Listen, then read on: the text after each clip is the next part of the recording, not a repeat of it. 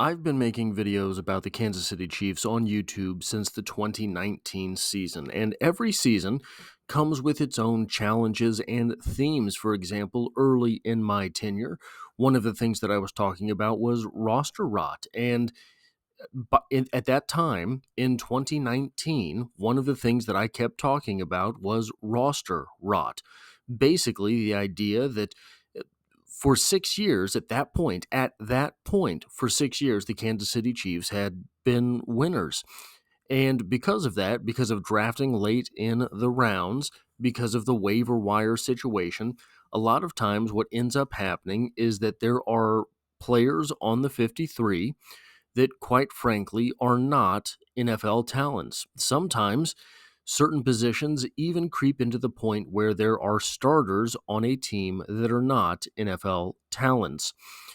My, how far we have come. But this season, one of the compelling talking points has been the perhaps the utter dire need for us to add context to what it is that we are seeing on the field.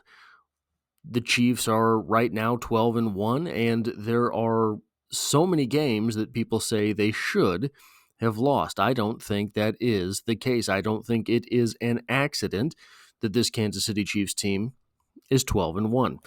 But what I've done today is I have an article from CBS Sports that allows the sort of scaffolding that will provide talking points for making our way through just that context. The article itself is in this video. My words are highlighted in yellow, and we're going to go point by point through this. In an article titled, Sorting the Sunday Pile, NFL Week 14, Patrick Mahomes' Chiefs are blessed, NFC West shaping up for a wild finish, plus other stories from around the NFL in Week 14 from CBS Sports by Will Brinson, we get the following. How do you explain the 2024 Kansas City Chiefs? Like, pretend an alien landed on Earth and your only job was to explain this team. With a net point differential of just 56, third in their own division, sitting at 12-1 through 14 weeks of the NFL season, what would you say? I guess Patrick Mahomes would suffice, but the level of sorcery involved with the way this team has won games this year is pretty preposterous. Start with Sunday night and the doink for the division, in which a third-string kicker blasted a chip shot off the left upright, only to have it caroom through, I don't know if that's a word, to the right and through the goalposts for a Kansas City division clinching 19-17 win over the Chargers. Someone tell me if caroom is a real word. But the point is this. Patrick Mahomes does not suffice. If you throw in Andy Reid and Brett Veach, you're much closer. Andy Reid, for what he has done, has a career-winning percentage of .650, though .650 is lower than this season's .923 winning percentage. Andy is fourth all-time, and Don Shula, who coached for 30 years, is fourth all-time, has the record, with a .677 winning percentage. So this season looks to be shaping up to put Andy Reid in a better position even than fourth all-time, just with winning percentage, not career wins. Brett Veach has never drafted in the top half of the order, but has consistently found a way to add talent through the draft and as UDFA, even if his free agent acquisitions seem somewhat cursed. The role that Brett Veach has played in this, maybe not in adding superstars, but it's difficult. It's very difficult to add superstars when you're drafting 30th overall, 31st overall, 32nd overall in every round, is underrepresented in the media. The article continues, their victory was the 10th one-score win of the season, and it's not like they're getting backdoored with big leads in these games. We had the Isaiah Likely toe out-of-bounds game in Week 1. eyebrow-raising calls or non-calls versus the Bengals and Falcons in Week 2 and 3. I can't stand that talking point. The insane blocked field goal versus the Broncos, plus much more nonsense from the Raiders game after Thanksgiving. Explain this nonsense. An overtime thievery against the Panthers a few weeks ago. Thievery how? Todd Bowles declining to go for 2 at the end of regulation in Week 9. That's luck. It's a luck-filled laundry list of breaks the Chiefs have gotten all season to put them in position to steal the number 1 seed in the AFC. Steal the number 1 seed in the AFC. This is largely fake news. The end scores are close, yes, but the Chiefs rarely trail teams, and their one loss of the season to the Bills, the second-place team in the AFC, second to the Kansas City Chiefs, was a 9-point loss. 2 possessions, a 2-possession loss, sure, but not a full 2 possessions. A touchdown and a field goal is 10 points, not 9. This team has not scored tons, but they have not had to do so. Massive margins of victory are fun, sure, but they often include a lot of exposure and risk. This team has lost so many players this season that opening up that level of risk must be relegated. The Kansas City Chiefs are not lucky in the injury department. This is the first time in several seasons they have been unlucky in the injury department. But what would this team look like if they had their full roster with which they entered the season and were making mid-season acquisitions? I contend that the Kansas City Chiefs would have been buyers at the trade deadline regardless of their injury situation. Why? Because the Kansas City Chiefs were going to be gearing up for the 3rd consecutive Super Bowl.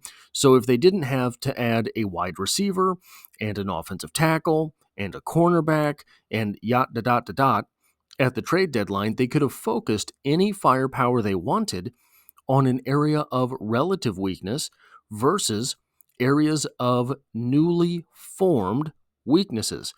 Could they have acquired a premier left tackle at the trade deadline in order to shape this roster up? I think that would have been possible had they not lost so many players prior to that. The article continues, but I'm not here to tell you the Chiefs are fraudulent. No, sir. Good. Wouldn't dare think it. If anything, the Chiefs might just be inevitable. And I'm going to say something. I'm going to say something I've been saying all season long. It's eerily reminiscent of the Patriots dynasty. Yes, it is. The article continues. Kansas City is the 2-time defending champion. The Chiefs are getting everyone's best shot every single week. They come out wounded, but rarely defeated. The Chiefs have dealt with tons of injuries too, from Rashee Rice out for the year to Isaiah Pacheco missing significant time. Their primary skill guys for most of the season have been of the geriatric variety. The Chiefs entered this season as the 8th youngest team in the NFL. The 8th youngest team in the NFL trying to win a 3rd consecutive Super Bowl. They've been to 4 of the last 5 Super Bowls. They've been to 6 consecutive AFC championships.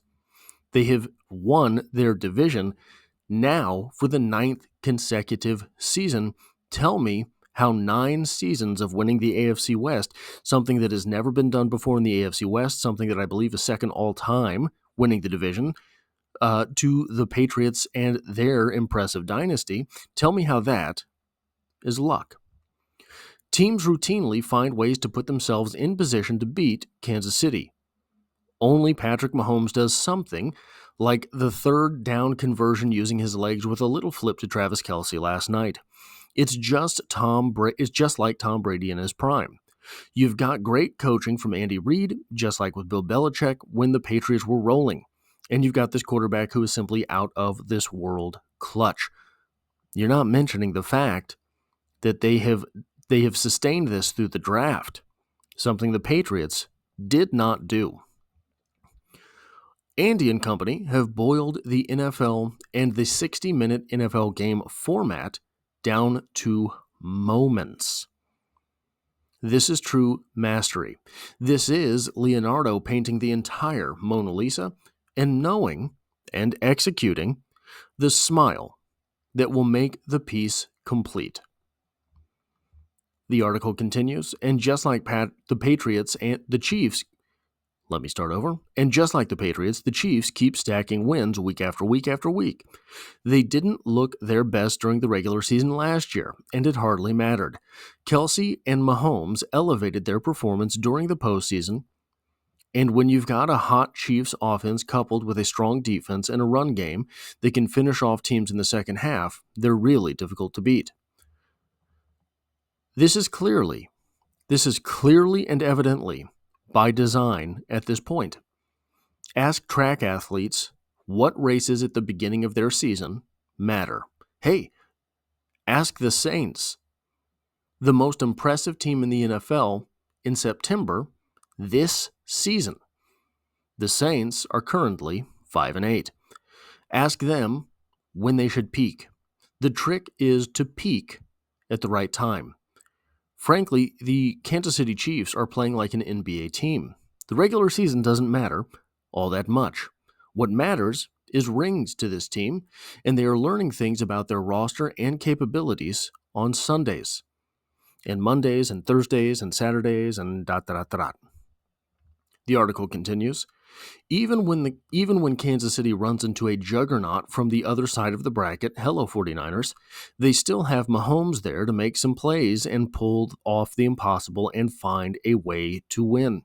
It's something like 28-3 happen. It's how something like 28-3 happens.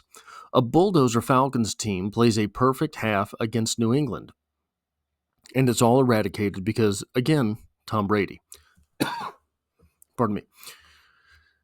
It is important to note that the 49ers reference is not a reference to this season. It's a Super Bowl reference, though, yes, the Chiefs did beat them this year as well.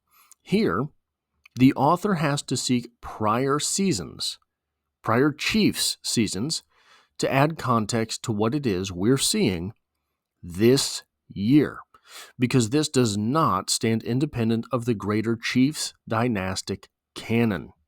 What we are seeing this year is a continuation of the greater Chiefs dynastic canon. This regular season version of the Chiefs is impossible to handicap. They should be -7 in every game, but the odds for betting on them should be like 5-1. And their money line number should be something in the range of 500. They probably won't cover.